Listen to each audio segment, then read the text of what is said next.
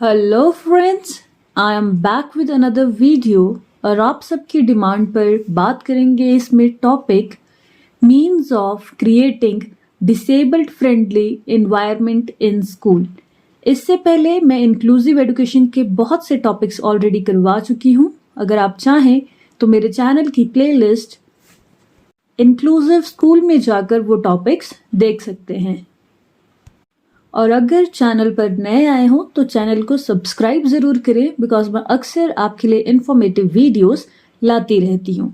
तो चलिए शुरुआत करते हैं इस टॉपिक की।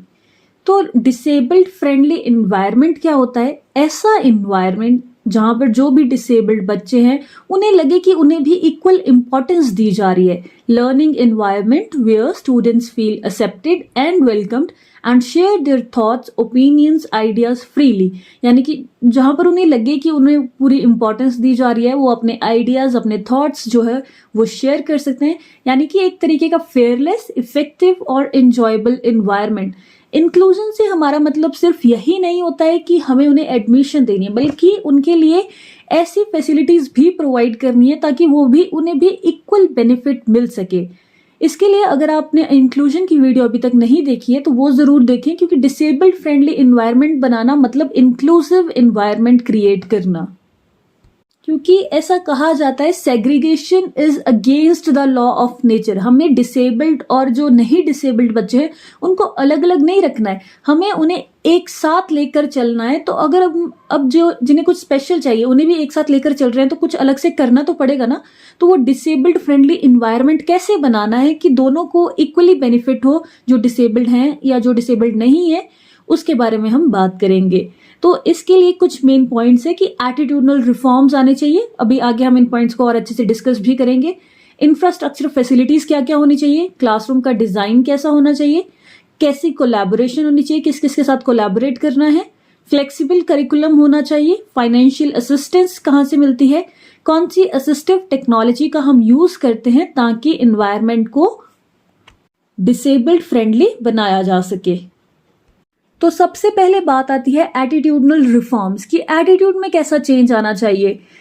Awareness and sensitivity training. हमें अवेयरनेस कैंपेन्स कंडक्ट करवाने चाहिए, ट्रेनिंग दी जानी चाहिए कि कम्युनिटी के लोगों को कि कैसे डिसेबल बच्चों के साथ बिहेव करना है, उनकी कैसे हेल्प करनी है, उनके क्या क्या राइट्स हैं, उन्हें क्या क्या चैलेंजेस फेस करने पड़ सकते हैं, तो किस तरीके से हम उनके लिए सपोर्टिव एनवायरनमेंट बना सकते हैं। ऐसा हमें उनके एटीट्यूड में चेंज लाना है, कम्युनिटी के एटीट्यूड में, टीचर्स के एटीट्यूड में एंड इवन जो उनके पेयर्स और स्कूलमेट्स हैं उनके एटीट्यूड में।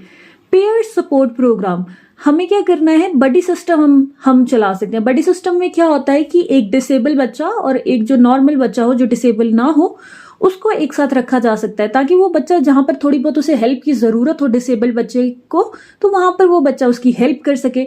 और इससे एक इंक्लूजन की भावना भी आएगी, क्योंकि जब हम बच्चों को पढ़ाई के वक्त ही साथ रखेंगे तो आगे चलकर भी उन्हें पता रहेगा, वो एक एम्पैथेटिक व्यू उनका रहेगा कि इन्हें कहाँ पर कैसी हेल्प की जरूरत है, तो वो उनकी हेल्प कर पाएंगे। इंक्लूजन एंड एक्सेप्टेंस कि बच्चे एक दूसरे को एक्सेप्ट करें, उनकी फीलिंग्स को एक्सेप्ट करें, उनके थॉट्स को एक्सेप्ट करें। ऐसा नहीं है कि ये तो हमसे अलग है तो हम इससे बात नहीं करेंगे, ऐसी फीलिंग ना हो, बच्चे के एटीट्यूड में ऐसा चेंज आए।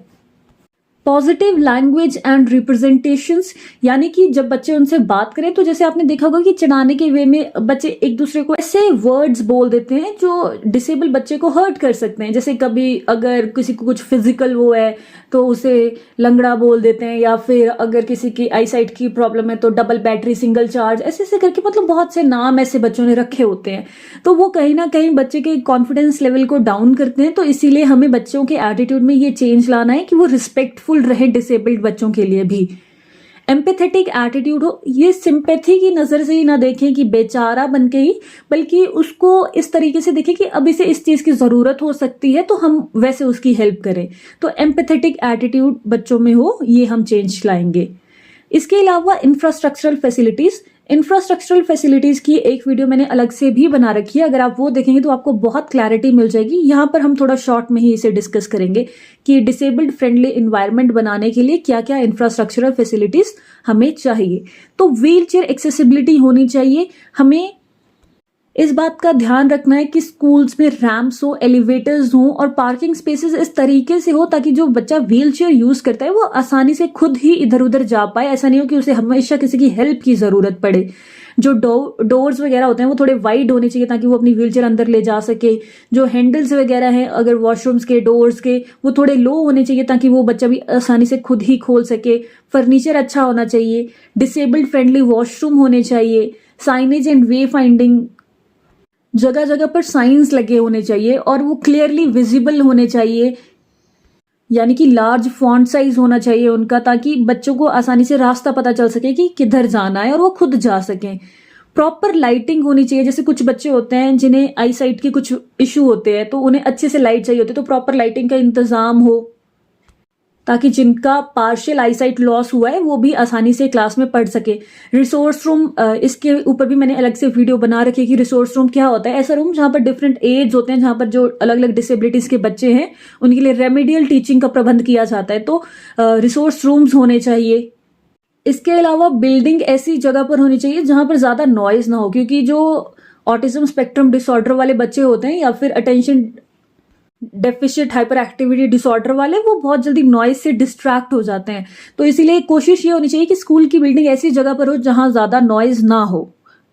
इसके अलावा हम इसमें स्पोर्ट्स फैसिलिटीज भी लिख सकते हैं कि जो डिसेबल्ड बच्चे होते हैं उनके लिए भी फैसिलिटीज होनी चाहिए। जैसे उनके लिए चेस हो जाए अगर किसी को लोकोमोटर उसमें प्रॉब्लम है, या फिर लूडो वगैरह, या ऐसी अलग अलग गेम्स सबके लिए होनी चाहिए।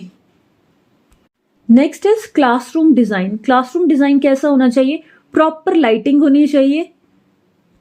फर्नीचर फिक्स्ड नहीं होना चाहिए ताकि वो इधर उधर मूव किया जा सके, क्योंकि हो सकता है कि व्हीलचेयर वाले बच्चे को आगे बैठना हो या फिर बच्चों के पास कुछ अपनी असिस्टिव डिवाइसेस हो, उन्हें वो रखनी हो, तो हो सकता है कि हमें टेबल चेयर इधर उधर करने पड़े। तो फिक्स्ड नहीं होना चाहिए फर्नीचर, टीचर अपने हिसाब से अरेंजमेंट करवा सके ऐसा फर्नीचर होना चाहिए। या फिर कुछ बच्चे ऐसे होते हैं जो बहुत जल्दी डिस्ट्रैक्ट हो जाते हैं, तो टीचर उन्हें अपने पास बिठाते हैं, तो फिर अब वो टेबल चेयर आगे खिसका के अपने पास बिठा सके, इसीलिए फिक्स्ड नहीं होना चाहिए। एक ये रीजन भी है। स्मार्ट क्लासरूम होनी चाहिए ताकि मल्टी सेंसरी अप्रोच यूज किया जा सके, बच्चे की हर नीड को पूरा किया जा सके। प्रॉपर वेंटिलेशन होना चाहिए ताकि फ्रेश एयर आ सके, बच्चों को थोड़ा एनर्जेटिक जैसा फील हो। वेल डेकोरेटेड वॉल्स होनी चाहिए क्योंकि उससे बच्चे को इंटरेस्ट आएगा, क्योंकि छोटे बच्चे आपने देखा होगा कि अगर हम छोटे बच्चों की बात करें तो वो बहुत जल्दी अट्रैक्ट होते हैं। उनकी क्लासेस में आपने देखा होगा इतनी सुंदर सुंदर पेंटिंग्स बनी होती हैं, पोएम्स लिखी होती हैं उसके ऊपर, क्योंकि वो एक अच्छा क्लासरूम डिजाइन होता है जिससे सब बच्चे इंक्लूसिव फील करते हैं। नेक्स्ट है फ्लेक्सिबल करिकुलम, जो कि बहुत इंपॉर्टेंट है। करिकुलम सबके हिसाब से होना चाहिए। डिफरेंट टीचिंग एड्स का यूज होना चाहिए, जैसे कि मल्टी सेंसरी अप्रोच होगा। ऑडियो, क्योंकि कुछ क्या होते हैं, ऑडियो लर्नर्स होते हैं, कुछ वीडियो लर्नर्स होते हैं, कुछ एक्टिविटी से सीखते हैं, तो इसीलिए सभी बच्चों को मेन स्ट्रीम में लाया जा सके, इसलिए जरूरी है कि करिकुलम जो हो वो फ्लेक्सिबल हो। कंटिन्यूस एंड कॉम्प्रिहेंसिव इवेल्युएशन होनी चाहिए, लगातार और कॉम्प्रिहेंसिव होनी चाहिए। एक ही एस्पेक्ट पे जज नहीं किया जाना चाहिए बच्चे को, एक ही एस्पेक्ट के बेसिस पर असेस या इवेल्युएट नहीं किया जाना चाहिए। अलग अलग, जैसे टेस्ट हो रहे हैं, क्विजेस हो रहे हैं, प्रोजेक्ट्स हो रहे हैं, रिटन टेस्ट हो रहे हैं, ओरल कुछ हो रहा है, वाइवा हो रहा है, तो अलग अलग चीजें कॉम्प्रिहेंसिव इवेल्युएशन होनी चाहिए ताकि हर बच्चे को इक्वल अपॉर्चुनिटी मिले अपना टैलेंट दिखाने की। असिस्टिव टेक्नोलॉजी का यूज होना चाहिए, यानी कि अगर किसी बच्चे को एक्स्ट्रा डिवाइस की जरूरत है तो वो उसे मिलनी चाहिए। कोलैबोरेटिव प्लानिंग होनी चाहिए। ये टीचर की जिम्मेदारी बनती है कि वो, अगर उन्हें लगता है कि उन्हें स्पेशल एजुकेटर की मदद की जरूरत है तो वो स्पेशल एजुकेटर की मदद ले, बाकी जो स्कूल के एडमिनिस्ट्रेटर्स वगैरह हैं उनकी मदद ले, ताकि सबकी हेल्प लेके, पेरेंट्स की मदद लें, पेयर्स की मदद लें, ताकि एक अच्छा कंटेंट डिसेबल्ड बच्चे के लिए भी तैयार किया जा सके। Next is individualised learning plans. अब हर बच्चे की नीड अलग होती है, तो ये टीचर की जिम्मेदारी बन जाती है कि वो इंडिविजुअल की नीड्स के हिसाब से उसे चीजें बताए। जैसे फॉर एग्जाम्पल कोई बच्चा है जिसको हेयरिंग प्रॉब्लम है, तो वो टीचर की जिम्मेदारी बन जाती है कि अब मैं ऐसा क्या करूं कि वो बच्चा अभी बाकी बच्चों के बराबर में ही पढ़ पाए, तो वो उन्हें आगे बैठा सकते हैं, उनके लिए कुछ हेयरिंग डिवाइस का इंतजाम कर सकते हैं। तो ये सारे जो है इंडिविजुअलाइज्ड लर्निंग प्लान्स के अंतर्गत आता है। नेक्स्ट हम बात करेंगे फाइनेंशियल असिस्टेंस के बारे में। तो गवर्नमेंट द्वारा एड्स दी जाती हैं इन बच्चों के लिए, अलग से इन्हें स्टाइपेंड वगैरह भी मिलता है ताकि इनकी जो इनको इंक्लूसिव इन्वायरमेंट में इन्हें काउंट किया जा सके, एक्सेसिबिलिटी इंप्रूव हो सके, इनको कुछ असिस्टिव डिवाइसेस चाहिए तो वो प्रोवाइड करवाई जाती हैं। एनजीओज द्वारा भी ग्रांट दिया जाता है, फंड रेज की जाती है स्कूल एक्सेसिबिलिटी प्रोजेक्ट्स के लिए। कम्युनिटी द्वारा फंड रेजिंग प्रोग्राम ऑर्गेनाइज करवाए जाते हैं, क्राउड फंडिंग कैंपेन्स होते हैं ताकि इन बच्चों को भी मेन स्ट्रीम में लाया जा सके। नेक्स्ट है असिस्टिव टेक्नोलॉजी, कौन कौन सी चाहिए होती है डिसेबल्ड फ्रेंडली इन्वायरमेंट क्रिएट करने के लिए। असिस्टिव टेक्नोलॉजी क्या होती है कि कोई भी डिवाइस, सॉफ्टवेयर या इक्विपमेंट जो हेल्प करे इन बच्चों को ताकि ये जो चैलेंजेस है उनको ये ओवरकम कर सके। अब वो व्हील चेयर्स हो सकती हैं, स्क्रीन रीडर्स हो सकते हैं या कोई भी हेल्प। तो मेन हम बात करेंगे स्क्रीन रीडर्स के बारे में। स्क्रीन रीडर्स क्या करते हैं, जो रिटन टेक्स्ट होता है उसे स्पोकन वर्ड्स में कन्वर्ट कर देते हैं, या टेक्स्ट टू स्पीच या स्पीच टू टेक्स्ट टूल्स होते हैं। स्पीकर्स होते हैं, हेडफोन्स होते हैं, ब्रेल डिस्प्लेस होते हैं विजुअली इम्पेयर्ड बच्चों के लिए, वॉइस रिकॉग्निशन सॉफ्टवेयर्स होते हैं, लैंग्वेज लैब्स होती हैं, डिफरेंट ऑडियो विजुअल एड्स होती हैं, व्हील चेयर्स के लिए रैम्प्स, एलिवेटर्स, वाइड डोरवेज, ये सारी चीजें होनी चाहिए। इससे क्या होगा कि डिसेबल्ड फ्रेंडली इन्वायरमेंट हम क्रिएट कर सकते हैं। इनको आप और ज्यादा एक्सप्लेन कर सकते हैं कि हर डिवाइस किस किस तरीके से यूज होती है। मैं सिर्फ आपको शॉर्ट में बता रही हूँ कि ये डिवाइसेस होती हैं, तो आप इनके बारे में लिख सकते हो। Next is collaborate. कोलैबोरेट किसके साथ करना है, उनके फ्रेंड्स के साथ, ताकि जब हमें, अब एक टीचर हर वक्त एक बच्चे पर नजर नहीं रख सकता है, लेकिन वो फ्रेंड जो होंगे वो बता सकते हैं कि अच्छा ये इसने ऐसा किया है वैसा किया है। तो फ्रेंड्स के साथ कोलैब करके, फैमिली के साथ, स्पेशल एजुकेटर्स के साथ, क्लासमेट्स के साथ, बाकी जो स्कूल ऑफिशियल्स हैं उनके साथ, थेरेपिस्ट के साथ, साइकोलॉजिस्ट के साथ टाइम टू टाइम उनकी काउंसलिंग करवा के टीचर पता कर सकते हैं कि बच्चे को कब किस चीज की जरूरत है और उस हिसाब से उसकी नीड्स को कैटर कर सकते हैं और एक सपोर्टिव लर्निंग एनवायरनमेंट उस बच्चे के लिए क्रिएट कर सकते हैं। नेक्स्ट हम बात करेंगे advantages of creating disabled friendly environment. Disabled friendly environment create करने के क्या फायदे हैं। एकेडमिक सक्सेस मिलती है एक तो, जब हम बच्चे को अप्रोप्रिएट एकोमोडेशन और सपोर्ट प्रोवाइड करते हैं तो जो डिसेबल्ड बच्चे हैं वो भी फुल्ली पार्टिसिपेट कर सकते हैं क्लासरूम एक्टिविटीज में, जिससे उनकी एकेडमिक परफॉर्मेंस इंप्रूव होगी। सोशल इंटीग्रेशन, जब हम डिसेबल्ड फ्रेंडली इन्वायरमेंट एनकरेज करेंगे तो सोशल इंटीग्रेशन होगी, फ्रेंडशिप होगी जो डिसेबल्ड बच्चे और नॉन डिसेबल्ड के बीच में, जिससे क्या होगा, एक एम्पैथी और एक अंडरस्टैंडिंग की फीलिंग बनेगी। क्योंकि ऐसा बोला जाता है, children who learn together learn to live together. जब वो एक साथ पढ़ते हैं तो उनमें हैबिट बन जाती है एक दूसरे को समझने की, तो सोशल इंटीग्रेशन होती है इससे। डाइवर्स सोसाइटी हम क्रिएट करते हैं, इंक्लूसिविटी को प्रमोट करके हम बच्चों को छोटी उम्र से ही सिखा देते हैं कि कैसे हम एक डाइवर्स सोसाइटी में रहते हैं और हमें हर किसी को एक्सेप्ट करना है और हर किसी की फीलिंग्स को इक्वली रिस्पेक्ट करना है और वैल्यू करना है इंडिविजुअल को।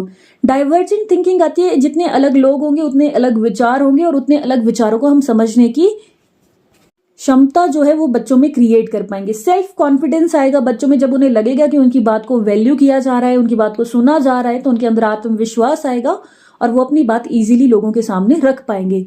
स्किल डेवलपमेंट होगी बच्चे के अंदर, प्रॉब्लम सॉल्विंग स्किल्स आएंगी, एडेप्टेबिलिटी स्किल्स आएंगी, रिजिलियंस आएगी कि कैसे हमें एक एनवायरनमेंट में एडजस्ट करना है। इमोशनल वेलबींग आएगी, जब बच्चे को लगेगा कि उसकी बात को सुना जा रहा है, उसको वैल्यू किया जा रहा है, तो सेल्फ एस्टीम उसकी बढ़ेगी, उसका कॉन्फिडेंस बढ़ेगा और ओवरऑल जो उसकी इमोशनल वेलबींग जो है वो अच्छी होगी, यानी कि इमोशनल डेवलपमेंट अच्छे से हो पाएगी। अब हम बात करेंगे barriers in creating disabled friendly environment in school. क्या क्या बैरियर्स आते हैं, तो लैक ऑफ अवेयरनेस है, उतना नीड्स एंड राइट्स के बारे में पता ही नहीं है लोगों को। एटीट्यूडनल बैरियर्स है कि हम इनके साथ क्यों बात करें, हमें इनके साथ बात नहीं करनी है। लिमिटेड रिसोर्सेज हैं, जैसे टेक्नोलॉजी नहीं है, फैसिलिटीज नहीं है, स्पेशलाइज स्टाफ्स नहीं है, रैम्प्स नहीं है, अभी भी बहुत सारे स्कूल्स में एलिवेटर्स नहीं है, एक्सेसिबल वॉशरूम्स नहीं है, इनएडिक्वेट ट्रेनिंग, टीचर्स को उतना पता ही नहीं है कि कैसे इन बच्चों के साथ डील करना है। फाइनेंशियल कॉन्स्टेंट है, लिमिटेड बजट आता है जिसमें उतना कुछ काम हो ही नहीं पाता है। कोलैबोरेशन नहीं है उतना, जो डिफरेंट स्टेक होल्डर्स हैं, टीचर्स, पेरेंट्स और एडमिनिस्ट्रेटर्स के बीच में। तो ये कुछ बैरियर्स हैं जिनकी वजह से हम डिसेबल्ड फ्रेंडली इन्वायरमेंट क्रिएट नहीं कर पाते हैं। पर एज अ टीचर हमारी जिम्मेदारी बनती है कि हम हर वो रास्ता अपनाएं जिससे हम डिसेबल्ड फ्रेंडली इन्वायरमेंट क्रिएट कर सके, ताकि हर बच्चे को फील हो कि वो भी इम्पॉर्टेंट है और हर बच्चे की ज़रूरत के हिसाब से हम उसे शिक्षा प्रोवाइड कर सके, ताकि बच्चे का होलिस्टिक डेवलपमेंट हो सके। आई होप आपको ये टॉपिक क्लियर हो गया होगा। फिर भी कहीं कुछ डाउट है तो आप कमेंट सेक्शन में मुझसे पूछ सकते हैं, और ज्यादा क्लैरिटी के लिए आप जो मैंने वीडियोस आपको बताई हैं इंफ्रास्ट्रक्चरल वाली और इंक्लूजन वाली, वो देख सकते हैं। Thank you and stay connected for more videos.